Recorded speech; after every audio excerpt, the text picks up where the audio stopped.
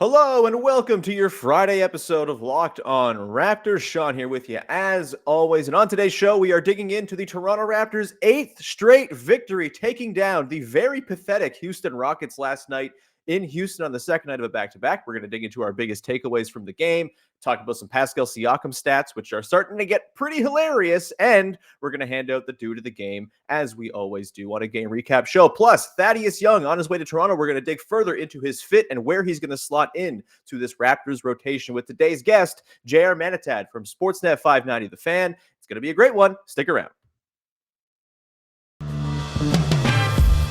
You are Locked On Raptors, your daily Toronto Raptors podcast, part of the Locked On Podcast Network, your team every day.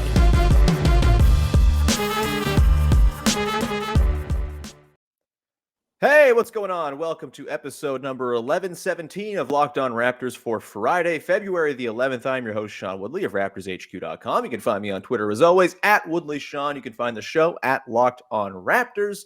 And you can also find the podcast free and available on all your favorite podcast platforms. So please go follow, subscribe, rate, and or review. Plus, you can go to YouTube and hit that big red subscribe button to support the show. We are up at 1,600 subs on the YouTube channel. We love to see it. Let's continue to grow and juice those stats, baby. And as always, big thank you for making us your first listen of the day. All right, on today's show, we've got another Raptors win to talk about. They are 31-23. They are 4 games out of first place in the Eastern Conference, and we're going to talk about our big takeaways, go through some very, very big-time Pascal Siakam numbers of late, handle the due to the game, etc. Thad Young, also, we got to revisit it. I haven't really talked to anybody outside of myself and Jeff Garcia on yesterday's podcast about Thad Young. I need some Raptors perspective. We're going to do that with today's guest, JR Manatad from Sportsnet 590 The Fan, the man who asks me on the radio all the time. So I figured, why not return the favor? JR, how's it going, man? Good, man. I do appreciate you inviting me on. I know there's been so many texts between me and you about you coming on my show for Sportsnet Today, Sportsnet Tonight. It's only I could only return the favor, and I do appreciate you inviting me on. I do appreciate you having me on the podcast today.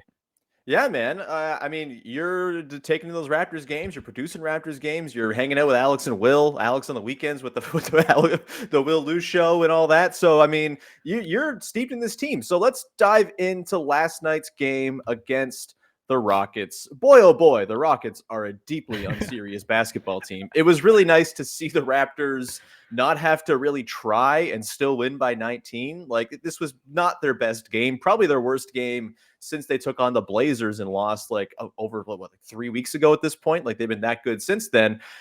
So it's hard to pull real takeaways against a non-real basketball team. But JR, what do you got? What's your biggest takeaway from the Raptors win last night?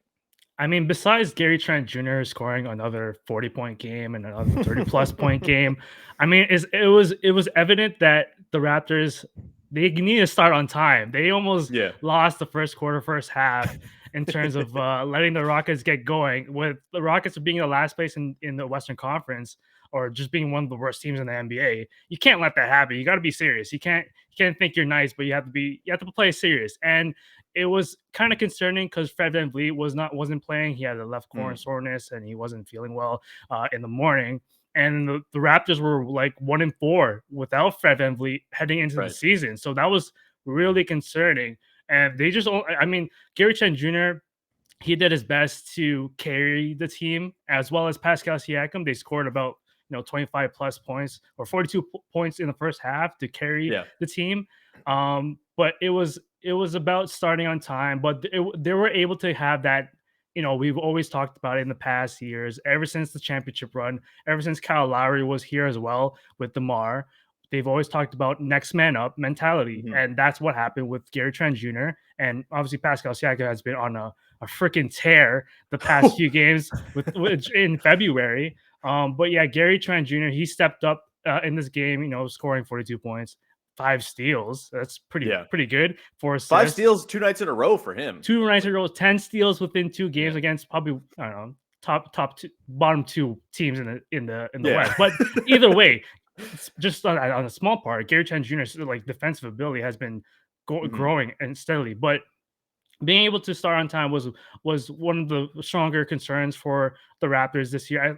There's been plenty of games that they haven't started on time with Yeah. and without Fred VanVleet, especially with that Detroit Pistons game when we were very concerned about. But I think with Gary Trent and Pascal Siakam being able to carry those Raptors again, we have so many options on the floor.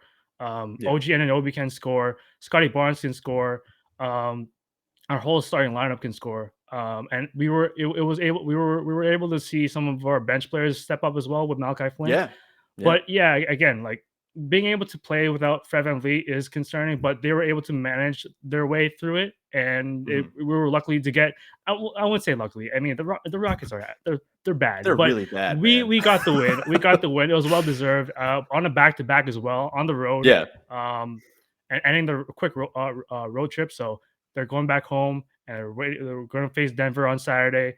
And it was a good win. It was a good win. It was a good showcase of our one of our top two players, Pascal Siakam and Gary Trent Jr.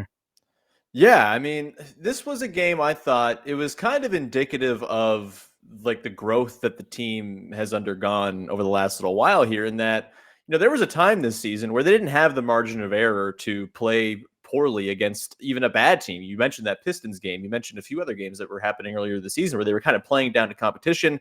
And when things weren't going along swimmingly and the starting five wasn't producing at the crazy rate it's been producing, it got pretty tricky because the bench wasn't filling in and there just was no margin for error. Last night you saw that there is now a margin for error for this team because Pascal Siakam is playing like an otherworldly All-NBA player. And when that happens, you tend to have a little bit of cushion.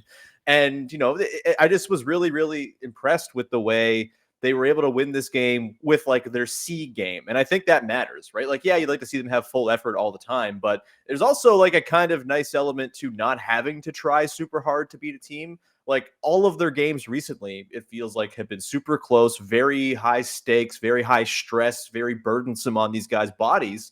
Last night was not that. Yes, the Rockets like flirted with coming back sometimes. They would do the Bradley Beal thing, which is hit a three to bring your team within 10 points and then pump your chest out and then proceed to give up a 7-0 run immediately after that. There's a team of future Bradley Beals over there with Porter Jr. and Jalen Green and Josh Christopher, etc.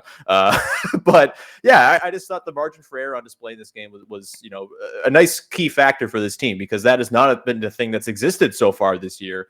And it was very much on display last night. There wasn't even like the formula for a regular Raptors game this year. You mentioned no Fred. Trent and Siakam are awesome, but I don't think Achua, OG, or Barnes had particularly great games in the starting five. They really won this game with Siakam and Trent, and then their bench contributions that you mentioned were really effective as well. And we're going to dig in a little bit to the bench guys, I think, when we talk about Thaddeus Young, as we try to figure out where Thad's going to slot into the rotation. I just want to share a couple of numbers on Pascal Siakam because he has been just so damn good. He feels inevitable. Last night against the Rockets, just like whatever he wanted, he was getting. The Rockets stood no chance, stood even less of a chance than Poku did guarding Siakam for the Thunder the night before, which is saying something because Poku is not an NBA player.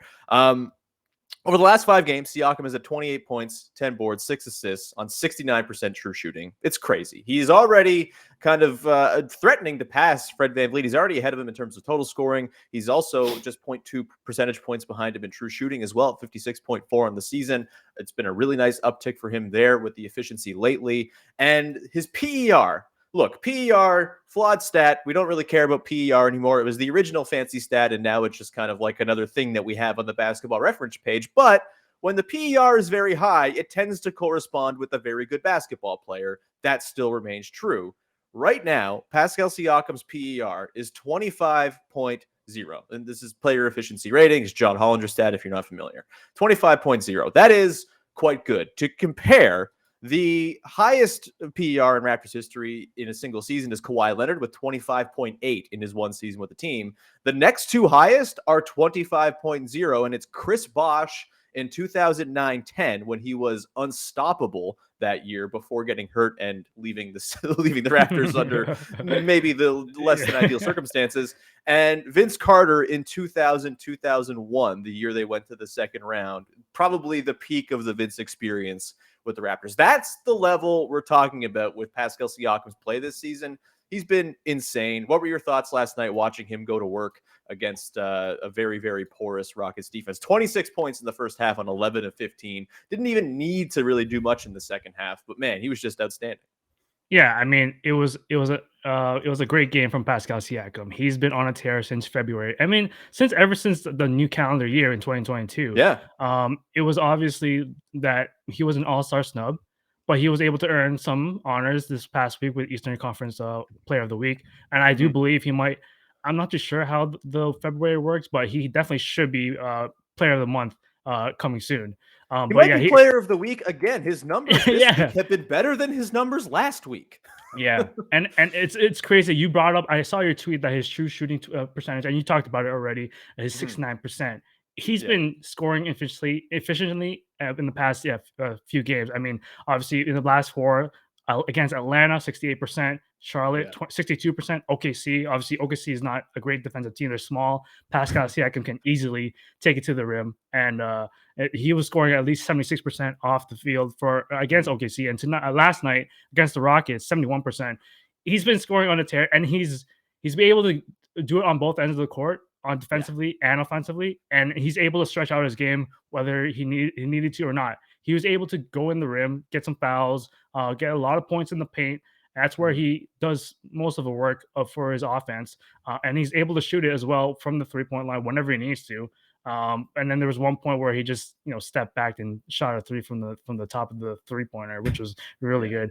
But honestly, Pascal Siakam has been really unfair lately for other teams, and it's kind of scary to see that he is playing so well, and it looks like his shoulder.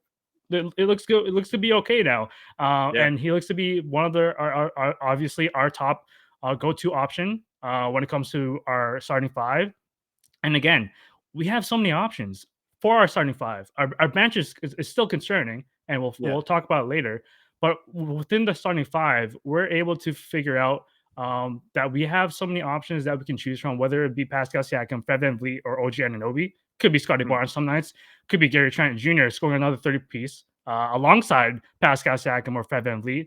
But Pascal Siakam has been scoring and playing so well, and it's good to see him play this way and pretty much bringing this team back to our winning ways. And hopefully we get to a point where we are 10 games above 500 and we continue to climb up on the standings.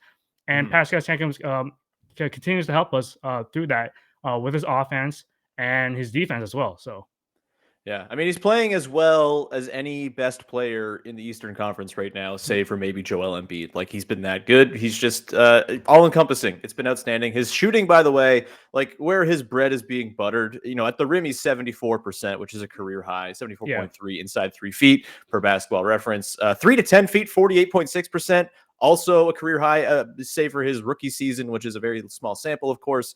10 to 16 feet as well, where this mid-range game has really kind of popped up. He's at 44.8% on a way higher volume than he was back at his career high at 46.8% back in 2018-19. That was just 0.19% of all of his, or I guess 1.9%. Yeah, that is 1.9% of all of his shots came from that range. It's now up to 14% of his shots are in that range this year, and he's shooting 44.8%. Like, he's just been everything for this team. He's up to 35% on threes. It's just outstanding. And you're getting to the point now where I don't even know what you're supposed to do with him if you're an opposing team. There's just nothing that you can really do.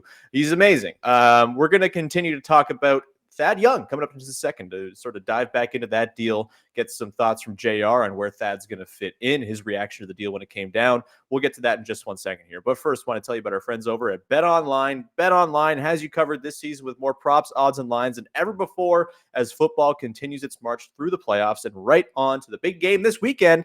BetOnline.net remains the best spot for all your sports scores, podcasts, and news this season. And it's not just football. BetOnline has up-to-the-minute info on pro and college hoops, NHL, boxing, UFC, along with live real-time updates of current games. MLB will be on there too eventually, maybe in 2024 or whenever Rob Manfred gets his garbage together. Either way, don't wait to take advantage of all the amazing new offers available for the 2022 season. BetOnline is where the game starts. Go check him out. And we continue on with your first listen of the day here on Locked On Raptors with JR Manatad from Sportsnet 590 The Fan hanging out. Thad Young, yesterday, of course, the big addition for the Toronto Raptors, big in air quotes. I mean, it's an addition. It's, I know it's not like a needle mover because none of the podcasts I've listened to in the last 24 hours from all the different NBA people I listen to have even mentioned the Thad Young trade. So it's not exactly anything that's changing the overall picture of the Eastern Conference necessarily, but I do think it helps out the Raptors in terms of depth and just having warm bodies, and also another guy who fits exactly the mold of player that the Raptors tend to value, which is 6'7" to 6'9" guys who can defend and pass. JR, what was your reaction when the deal came down yesterday? Were you enthused? Were you disappointed? Were you just, happy to get another guy on the roster? And your impressions on Thad Young as a potential fit with the team? When I got the notification that Goran was moved, that at first it's like, finally, it was about time that we actually got a player in return that is actually going to contribute and play, because it's been lingering for so long that we had a player that's in Miami but wasn't playing in Tampa Bay because we're not in Tampa Bay anymore. We're in Toronto, and we're on the road sometimes. But we had a player that is on our roster, on the payroll, and that wasn't on the bench or on the roster with the team, on the plane, traveling, etc. But now we actually have a player coming back that's actually going to come in and contribute. We had to expire. It's an expiring deal for an expiring deal, and add along a few picks. Yes, I can understand some Raptors fans were concerned about the picks that were moved along, but in this case, there were obviously talks about, or articles, and people were talking about how this upcoming draft is not too deep. It's not too deep. But then again, it's where what Bobby Webster said yesterday in his post-game conference, or after the trade deadline. He talked about how this is where usually the Raptors operate in terms of the late first round, early second round. And even though this isn't a deep draft on paper, there's going to be a diamond in the rough somewhere. And I trust in the drafting or draft scouts in the Toronto Raptors head office that they're able to find someone deep in the draft, even though it might not be marked as a deep draft. But we're able to, hopefully find another player that can be suitable for a two-way contract that could play in the G League or on the Raptors soon or next year. But in terms of the Thad Young deal, again, it's an expiring deal for an expiring deal. We actually have a body that's actually going to come in and play instead of having to sit in Miami. First concerns, if there were some serious concerns, I do sympathize for Goran Dragic and earlier when he wasn't able to be with the team for personal reasons. But later on, it was very concerning that he's able to post on social media that he's working on in Miami with the former team in the former place that he used to work at. But again, Thad Young, it's a great pickup in terms of having a body that we can use right away. He can pass. He's a veteran. He contribute and fit. He does fit in our mold, as you said, in terms of being a big forward. And obviously, we have a lot of forwards on our bench and on our whole team. But the main thing I look at it now, in terms of outside of the numbers that he brings us and on court stuff, is the veteran experience that Goran Dragic wasn't able to provide. Goran Dragic did provide a little bit, and I'm not there. Even though I produce for Raptors games, I'm still not there in the arena. And there was a time where Dragic and Scotty Barnes were best pals. Exactly, and that's where I'm trying to go to in terms of Goran Dragic helping this young team grow, because Goran Dragic was the oldest player on the Raptors, so this year, next to Kem Birch, who was 29 years old. But now it's Thad Young, who's the oldest now, and he's able to bring that veteran experience on and off the court, off court especially for Scotty Barnes and the rest of the team. Fred VanVleet, Pascal Siakam, they're young vets, but they're still in their 20s. Thad Young has so much experience, years in the NBA that he has in him that he can help out Scotty Barnes and all these young guys, Delano Banton off court especially. And that's what I'm looking forward to more often, mostly, and what Thad Young can bring.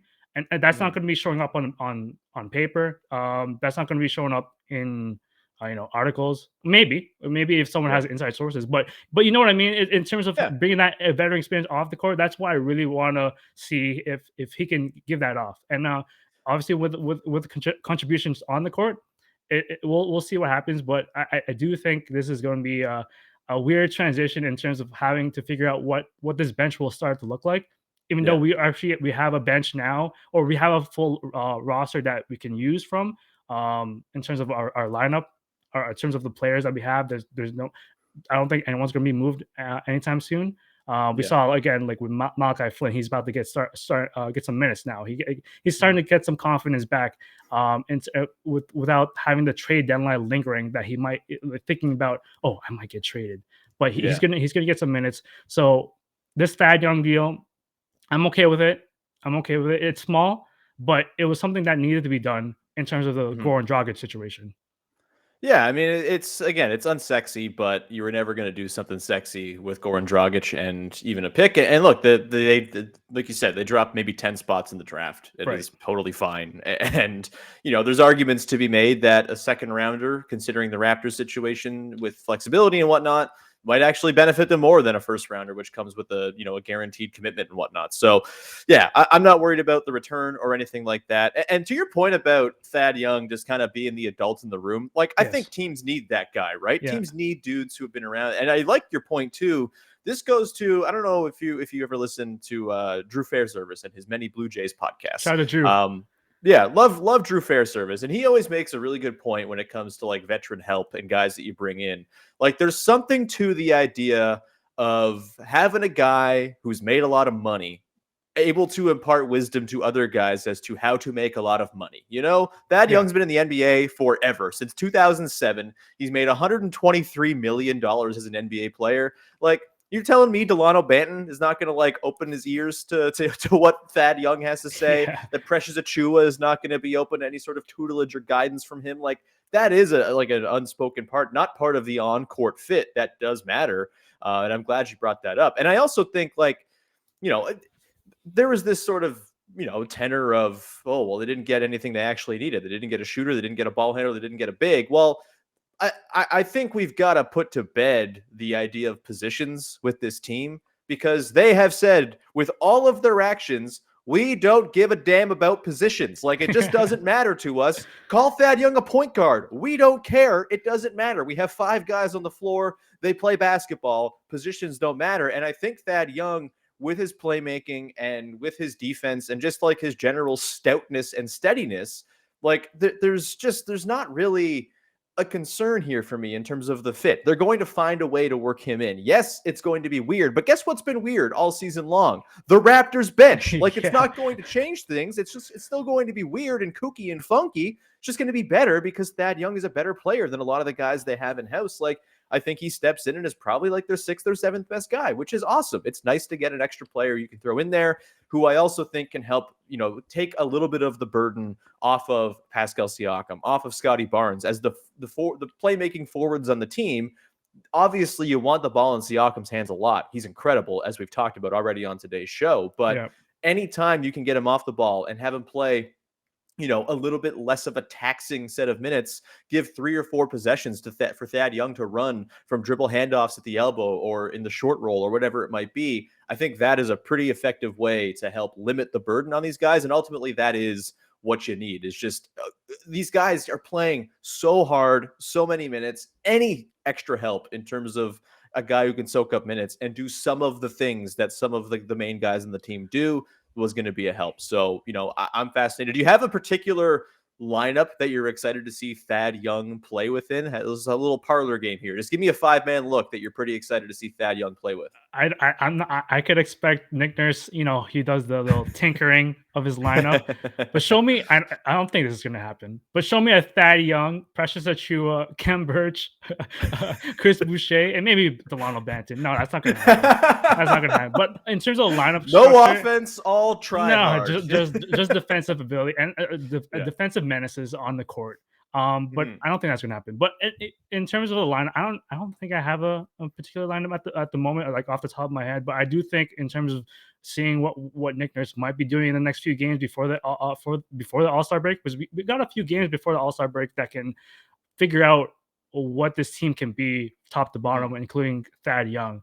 But I'm pretty sure there's gonna be a lot of transitional lineups on the court. We've seen one last night when OG Anunoby was pretty much carrying the bench without Pascal Siakam. When Pascal that was a Siakam, weird one, by the way. I can't believe it worked, but it did. I was watching the replay this morning, and it was evident that they were struggling a little bit. The Houston Rockets were able to get it down to single digits, but I mean they were able to get back up to like 10 plus points for the Raptors.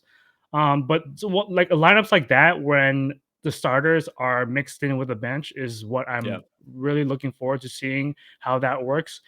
Like if Thad Young can play with Fred VanVleet, and Thad Young can be, I'm not going to compare him to Marcus Gasol, but he could be our Marcus Gasol if he needs to. And I mean, just be a point forward in terms of having to bring up the ball once. Obviously, that's the philosophy that the Raptors have. When you grab the rebound, bring up the ball and push up the court. But when you have Thad Young bring up the ball, maybe that leaves a chance for Gary Trent Jr. and Fred VanVleet to come off picks, curl, and play off ball. Stuff like that is something I'm looking forward to.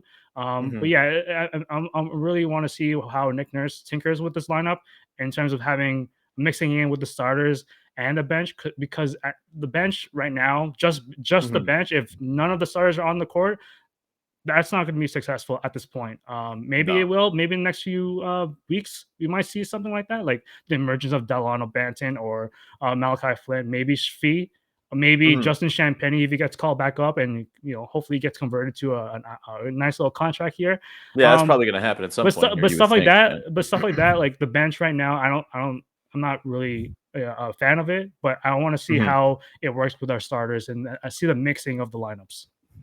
Yeah, I think you're right. Like, I mean, they've been pretty heavy with the staggers, right? Like, they're I think they only had the moment last night where they had that weird OG-led lineup because they didn't have Fred, right? Like, Fred and Pascal are available. One of those guys is going to be on the floor at all times. And I think I'm pretty intrigued by the different ways that Thad can kind of play off of those guys. I think playing with Fred in particular as a short roll guy, as someone who, when two do come to the ball in a pick and roll, I like the idea of Thad sort of getting that outlet pass and working with a 4-on-3. We can work that dribble handoff game as well. It's a big part of his sort of repertoire. I am pretty intrigued, but also give me a lineup where it's Pascal at point guard, Thad at shooting guard. I'm just writing down names on the page. You get OG, Scotty, and then Chris Boucher. Like, that I think is the optimal, like, funky, everyone is big lineup they can go to now. And I think that's a pretty fun one. It's light on shooting, but guess what? The Raptors are always light on shooting, so who cares? They'll figure it out. They'll find a way. That'll be pretty impenetrable on defense. JR, we're going to round out the show. We're going to get to the due to the game in just 1 second here. But first, got to tell you about our friends over at Shopify. Cha-ching, you hear that sound? I love that sound. That is the sound that makes me smile because it's the sound of another sale on Shopify, the all-in-one commerce platform to start, run, and grow your business. Shopify gives entrepreneurs the resources once reserved for big businesses only. So startups and upstarts and established businesses alike can sell everywhere, synchronize online and in-person sales, and effortlessly stay informed. Scaling your business is a journey of endless possibility, and Shopify is here to help you along the way. And you can reach customers online across social platforms with an ever-growing suite of channel integrations and apps, including Facebook, Instagram, TikTok, Pinterest, and more. You can gain insights as you grow with detailed reporting of conversion rates, profit margins, and beyond. More than a store, Shopify grows with you. This is possibility powered by Shopify. Go to shopify.com/LockedOnNBA, all lowercase, for a free 14-day trial and get full access to Shopify's entire suite of features. Grow your business with Shopify today. Go to shopify.com/LockedOnNBA right now. Shopify.com/LockedOnNBA.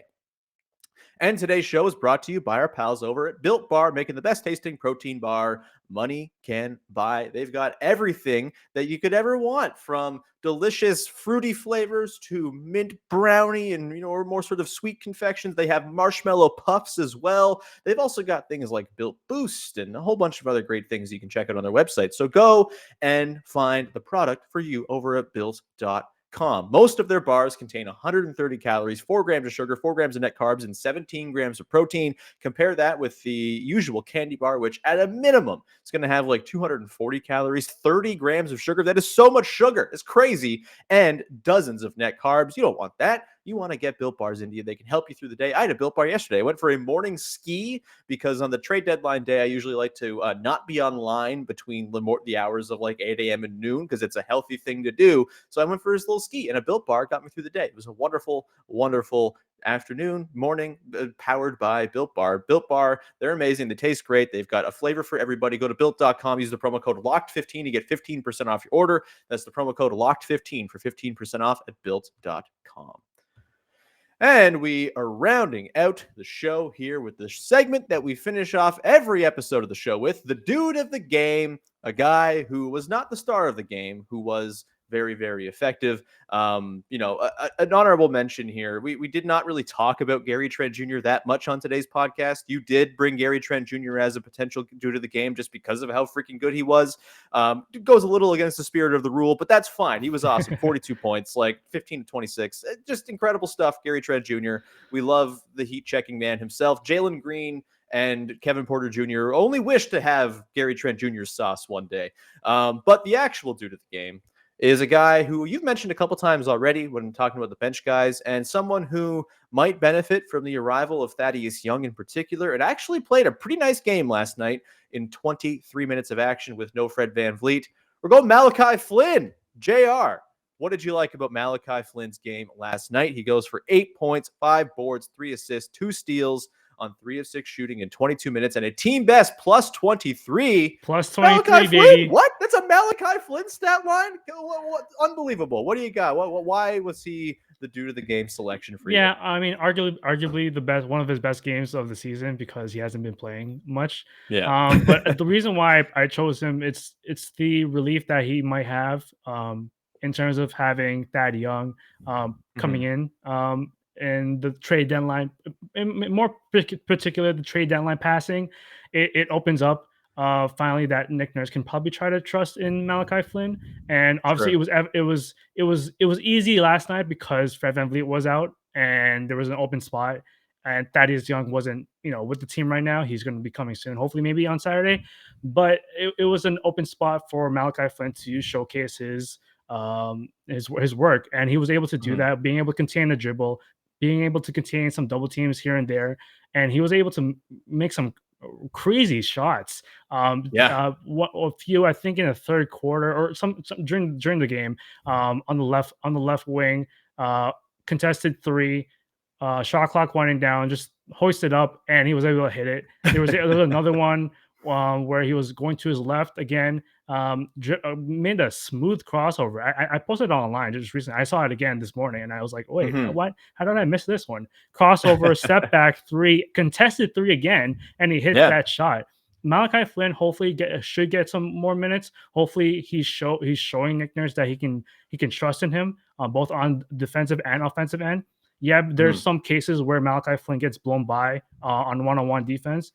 But then again, it's a team game. Hopefully, and then there's some points where Malachi Flynn did get blown by on defense, and Ken Birch was able to help out and secure a block. So hopefully stuff like that can be cleaned up. And Malachi Flynn is hopefully another backup point guard that we can trust and use in terms of if Fred VanVleet is ever in foul trouble, or any of our playmakers are in foul trouble, or if we just need another boost off the bench. So Malachi Flynn, due to the game, congrats. But hopefully we get to see you more in the games coming up soon. So hopefully you're relieved that the trade deadline is over, and we get to see more. And he's a fan favorite at this point. You could see it on Raptors Twitter, and Raptors Twitter is one of the best Twitters in the NBA. Everyone was happy for Malachi Flynn just that one number, plus 23. That's a big stat. Yeah. Being able to contribute outside of the current numbers that he has in terms of like the points or rebound stuff, but he's able to have some positive, contributions on the court, and hopefully we get to see that more. Yeah, I was really impressed with him last night. In particular, you mentioned the shot making. I mean, what have we said on this podcast in the past? Like, he is going to make his bones in the NBA, or at least on this Raptors team, with shot making. It's something the Raptors lack off the bench in particular, and it's a skill set he brings in theory. It's what he's kind of always been built on, that and his pick and roll orchestration. And look, the Raptors are not a team that run a lot of pick and roll, and so it's just not really been a harmonious fit there. As you mentioned, again, I'll source this to Joe Wolfond, our pal over at The Score and Pound the Rock.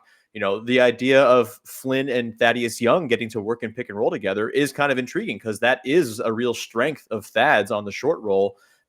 That's something that is pretty exciting if you're Malachi Flynn, I think, in just terms of how these second units are going to come together. Look, there's going to be a minutes crunch here. If you get the performances you got last night, where you got Banton playing a really strong 20 minutes, another due to the game contender, 10 points on 5 of 8 for him. I mean, that was a really, really nice game there. You got Boucher, obviously. Achua is going to come off the bench when they're healthy. Like, there's not going to be a ton of minutes to go around in the second unit, but Flynn does something that the guys in the Raptors' typical bench rotation do not, and that is handle the ball and make shots. And so if he can do that, I mean, all the power to him. Amazing stuff for him. And I think there is a potential role here going forward. I wouldn't bank on it necessarily, because he is not 6'7" to 6'9", which is very clearly the Raptors type. But if he continues to play like he did last night, you mentioned the shot making, like the hugely contested shot in the corner, like that felt like a really meaningful moment for him based on where his struggles have really been. And I think, self-creating the odd three here and there, like he did in the first half that you outlined there too, it's not bad. He walked into a mid-ranger as well, just kind of moseyed in there and pulled up for his other bucket. Like, really encouraging stuff from Flynn. Going to need to see a lot more of it, but there have been some pretty nice flashes in the games where he has played recently to suggest that, hey, maybe the Raptors are sitting here with like a secret 11-man depth chart that they can go to, and they can kind of mix and match, as opposed to a 7-man depth chart, if all these guys are going to pop on the same night. And I still believe that Utah should get back in at some point here too, but he only played 6 minutes last night. Still, man, it's a good pick. Malachi Flynn, congrats to him. Really nice game overall. Nice to see him show out. And with that, we're going to round out today's show. JR, thanks so much for popping on, man. Anything that people should be checking out, the stuff that you're working on, the stuff that you're producing, what shows should people listen to after, of course, they listen to Locked On Raptors every day? Yeah, after you watch and listen to Locked On Raptors every day, shout out to Sean Woodley. Definitely do check out where I work at, Sportsnet 590 The Fan. Check out our podcast, especially the Raptors show, Smith and Jones in the morning. So you get a little bit of dose of morning and afternoon programming. You got Smith and Jones 10 to 12. You got Will Lose and Alex Wong's Raptors show from 2 to 3. We also have a weekend show that I personally produce with Alex on the weekend. So you get that Saturday Raptors fix from 12 to 1. So definitely check us out. Sportsnet 590 The Fan. I do appreciate you having me on. And obviously we talked about it. You've been on so many shows that I've asked you to come on. I might have to ask you on very shortly, maybe. Yeah, man. But I do appreciate Anytime, you. I'm around. I do appreciate you inviting me on. I do appreciate you having me on the Raptors podcast show. Of course, man. Thanks for being here. Everyone go check out JR. Follow him. Twitter handle's right there on the screen at JR Manatad _. You can find me at Woodley Sean, of course, and subscribe to the show wherever you get your podcasts for the low, low price of On the House, whether it's on the favorite podcast apps for audio or on YouTube. So please go ahead and do that. It's been a nice week over on the YouTube, and thank you to all of those who have gotten on the YouTube wave and are okay looking at my dumb face every day. Big thank you, as always, for making us your first listen of the day. Go make your second listen of the day Locked On Bets, as the Super Bowl is just 2 days away. And if you plan on putting some money down, you're actually just doing yourself a disservice to not listen to Locked On Bets, because your boy Q and Lee Sterling over there have everything you might need to know to help you win some money ahead of the big game on Sunday. So go check them out. Thank you for tuning in all week long. We'll be back again next week to talk about the Thad Young era, beginning in earnest on Saturday. They take on the Denver Nuggets in a really important game. It's their last home game for a little while before going back out on the road, and then they have the All-Star break, etc. And this should be a pretty interesting test for a Raptors team that has said, hey, we don't need centers. Jokic certainly provides a challenge to that ethos. We will dig into that on Monday with Vivek Jacob and tee up the week to come. And that will do it. Thank you so much for tuning in. We'll talk to you again on Monday with another episode of Locked On Raptors. Bye-bye.